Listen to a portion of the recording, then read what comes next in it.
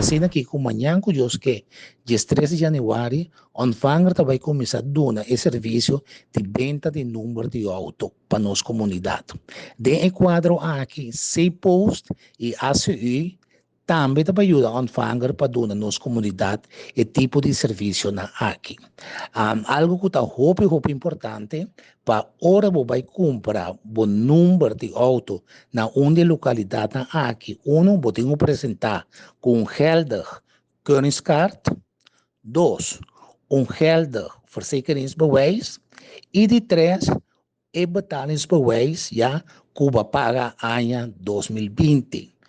Já para você cumprir com o requisito de compra de número de auto. O horário de localidade é o seguinte: Lanson Fanger está situado na post, já solo que está abre for de 4 para 8, teco mitad de 4, já non-stop. ACU também tem o mesmo horário com Ontvanger de 8h30 teco mitad de 4 non-stop.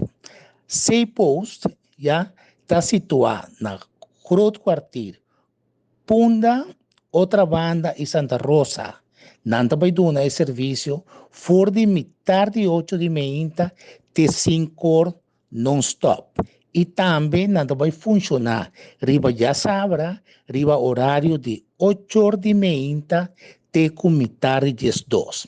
Para ter devido conta que o horário já de filial esta de Ontvanger, de ACU e CEPOS já que nós vai dar esse serviço na nossa comunidade. E algo outro que nós podemos compartilhar com a venda de número vai comparar com o ano 2019. Na 2019, uma totalidade de 87.000 autos a cumprir com o requisito de pago de imposto. E para 2020, a cumprir 79.000 autos.